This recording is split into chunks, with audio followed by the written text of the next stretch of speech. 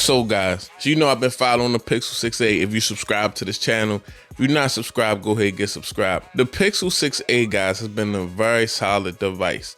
I've used it, and one thing I said about the Pixel 6a was the consistency that it moved with. I know at first it was all about 60 hertz, and that was an issue. As you can see, that was swept under the rug. Then they put it up against the Nothing phone. The Nothing phone turned out to have trash cameras. Nobody even talks about the Nothing phone anymore. But the Pixel 6a is still out here standing strong because it's a budget device with a very good processor and very good cameras and very good software. I never had no issues as far as the display on this device went. It looked very good when I gamed. 60 hertz was not an issue for me. No, it's not 120 hertz. It doesn't look like the 120 hertz that's on my Pixel 6 Pro. It's not supposed to. But at the same time, it is not a problem with a phone that has 60 hertz. I didn't have any issues like, oh my God, I need 120 hertz on this device. The performance was super consistent when gaming. Didn't drop any frames, didn't freeze, didn't lag. I never had those problems with my Pixel 6a for the simple fact that with the 6 gigs of RAM that it has and the Tensor processor and 60 hertz, it doesn't have a lot of features bogging it down. The Tensor was able to keep up with the 60 hertz display so well that it never skips a beat. You may get some 120 hertz displays on some budget phones, but if you notice, they will fall apart, freeze, lag out, and things of that nature because the processor is working too hard. Too many features for the processor because basically a processor has to basically tow all those features. The Pixel 6a is not carrying a super heavy load of features, so it can move really, really well. Now we got to talk about price point.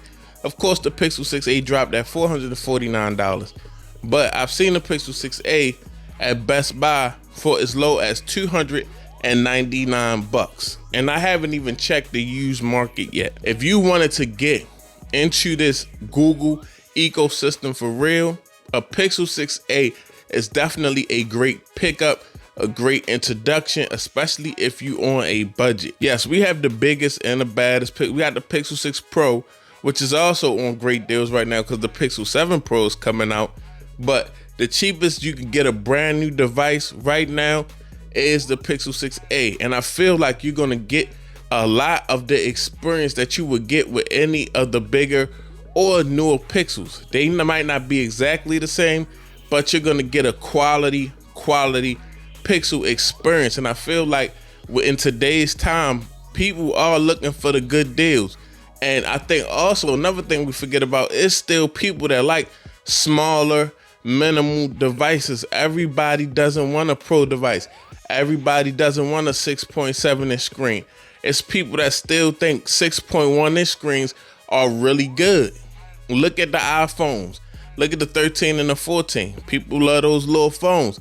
It's just like the perfect size. And today, Android phones have gotten so big that it feels like I called the Pixel 6a minimal.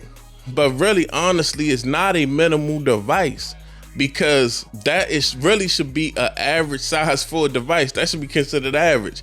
But now when we think of average, we think of Pixel 6, 6.4, 6.5 inch display. Because I'm walking around, I'm so used to 6.7, 6.8 inch displays that my mind is thrown off. And outside of that, guys, on the front facing camera, that is lackluster. I will say that. You can grab a nice little selfie, but like as far as any video on the front facing camera, it's only 1080, it's only 8 megapixels. You're not gonna be getting any 4K out of this front facing camera. But the rear camera, you can actually take some great pictures. You have the tried and true Sony sensor that all the Pixels have had in it. And that thing takes some of the best stills that you're gonna get on a smartphone. That phone, none of the Pixel phones have ever been beat straight out as far as stills go.